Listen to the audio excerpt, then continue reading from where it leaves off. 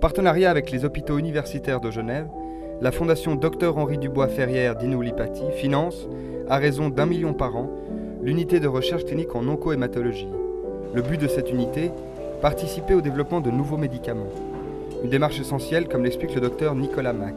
Il est important de comprendre que les traitements sont de plus en plus compliqués, qu'il nécessite des surveillances de plus en plus adaptées et qu'on a besoin d'un cadre professionnel pour que ces traitements soient réalisés dans des conditions les plus appropriées.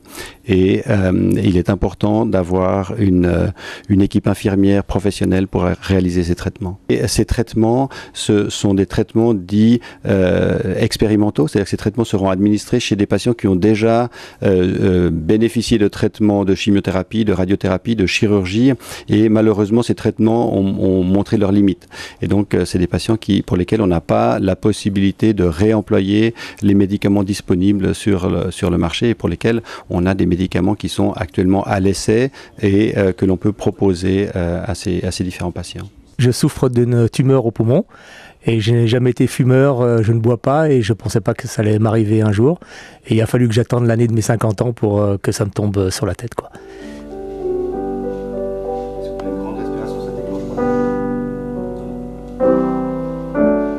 Quelle a été votre réaction quand on vous a annoncé ça ?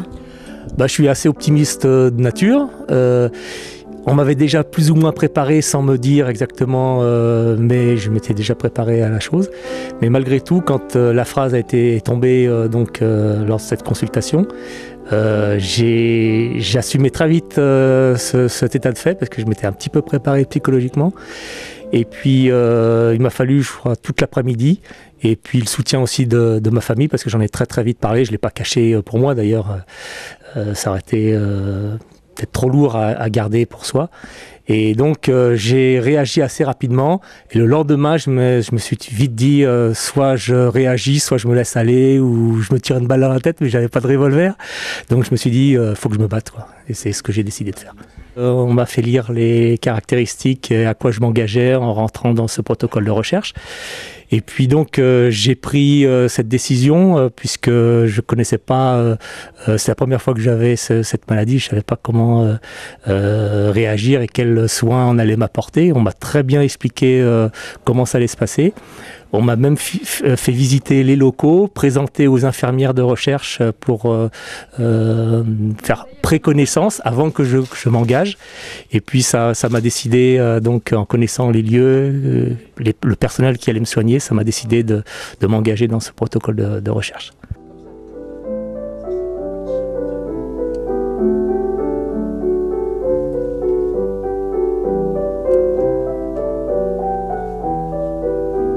Dans le domaine de l'oncologie, il y a énormément de progrès à faire. On a une certaine frustration avec les traitements habituels, les chimiothérapies dites classiques, pour lesquelles on a obtenu certainement des succès très importants, notamment dans le domaine de l'hématologie et de l'oncopédiatrie.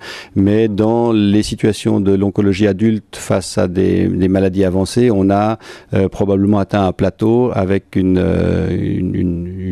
améliore que très peu nos résultats au prix d'une toxicité importante. Il y a toute une gamme de nouveaux médicaments qui apparaissent depuis une dizaine d'années et ces médicaments sont très prometteurs pour améliorer l'efficacité, parfois en synergie avec la chimiothérapie, parfois en monothérapie, et ça ouvre de nouveaux espoirs et de nouveaux horizons pour la cancérologie moderne. Moi, je suis donc un patient de la leucémie lymphocytique chronique depuis 2010. En fait, j'étais en traitement ici au centre. Pourquoi vous avez accepté d'entrer dans cette étude, de faire ce traitement ?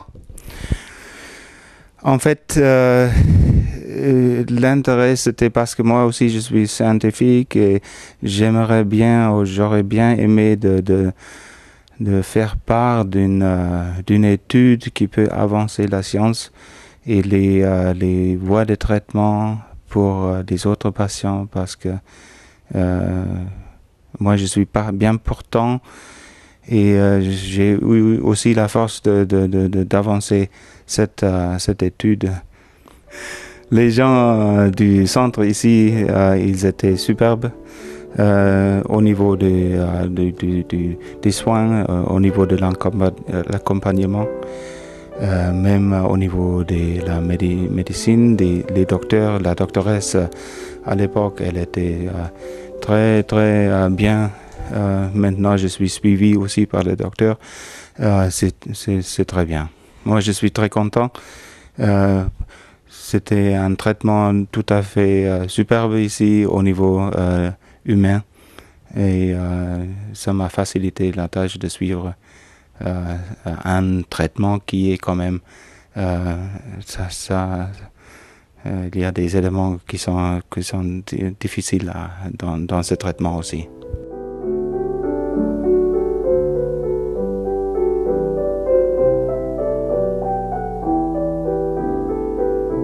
Aussi bien en matière de leucémie chronique que de leucémie aiguë, on a besoin encore de faire des recherches, on a encore besoin d'améliorer les traitements.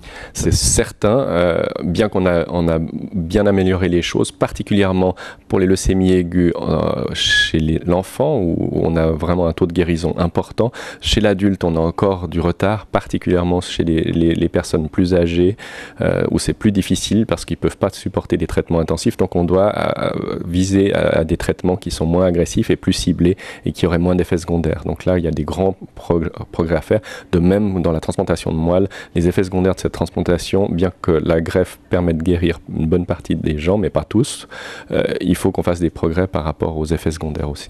Cette unité est essentielle parce qu'elle nous donne la possibilité de développer des protocoles de recherche clinique que si on avait les services d'hématologie ou d'oncologie seuls n'arriveraient pas à travailler, parce que maintenant les exigences sont telles qu'il faut vraiment professionnaliser la recherche, et donc on a vraiment besoin de cette unité qui nous permet de développer des nouveaux protocoles et d'améliorer les traitements pour les patients.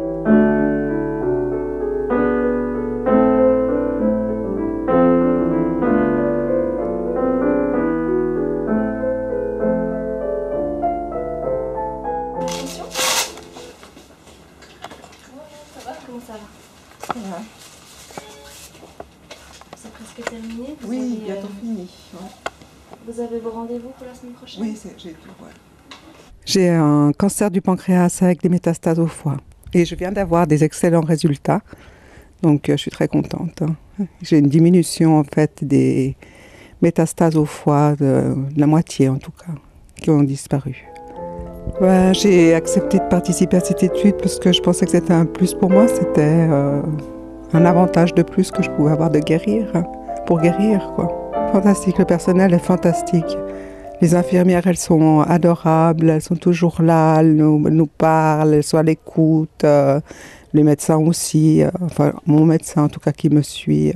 Non, c'est un accueil magnifique. C'est clair que la chance que nous avons ici, c'est d'avoir peu de charge de travail, entre guillemets, qui nous permet d'accorder énormément de temps et d'attention à nos patients.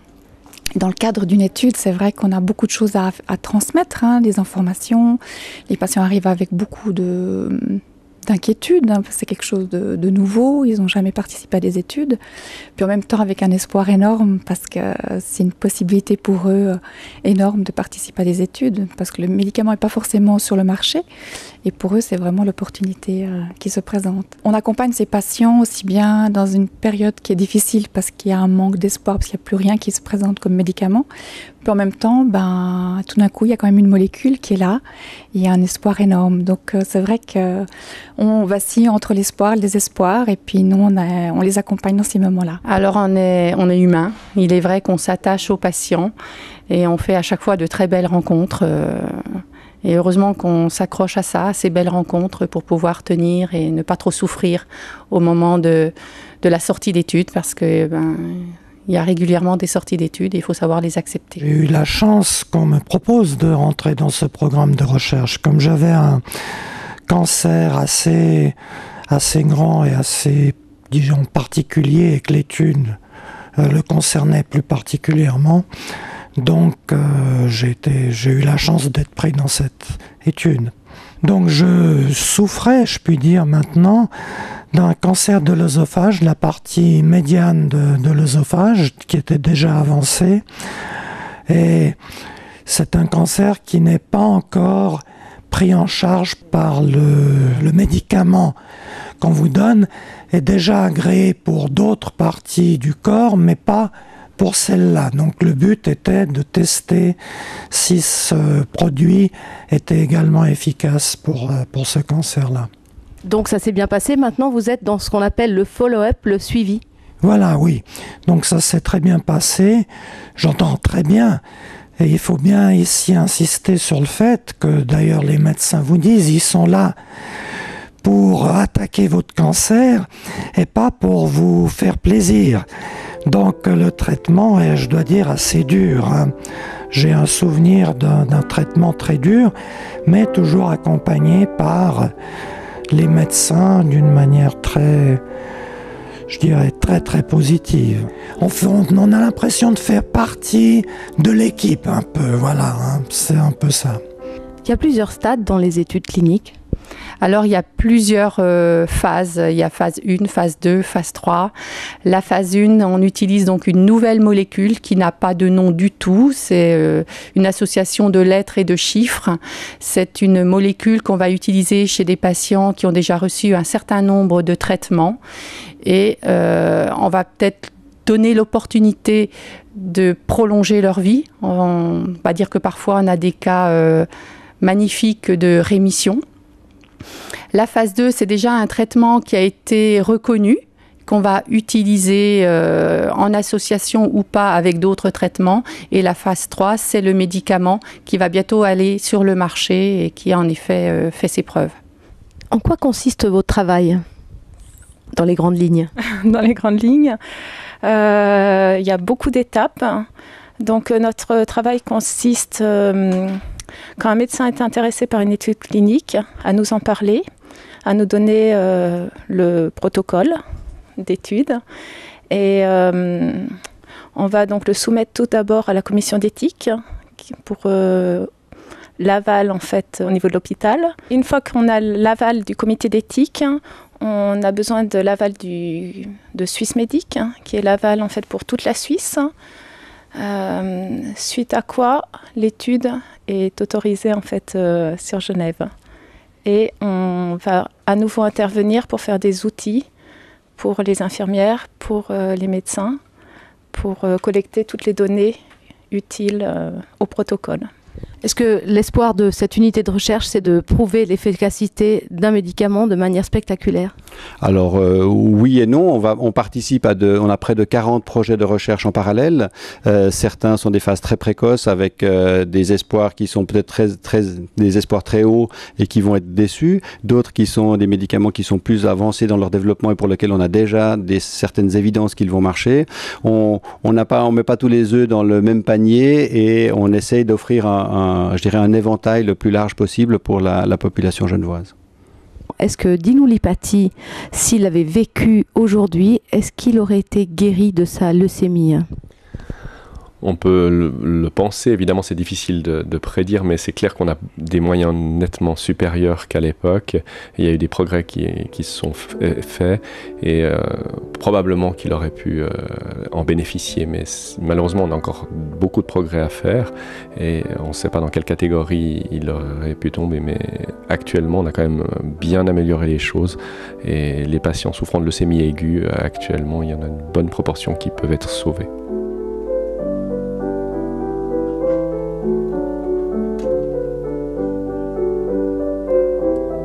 C'est clair que cette fondation et tout ce qui s'est passé autour a permis vraiment des développements dans la recherche en hémato-oncologie et on est extrêmement reconnaissant et c'est sûr que malheureusement sa situation était dramatique, mais elle a permis de donner un souffle et un espoir pour d'autres personnes.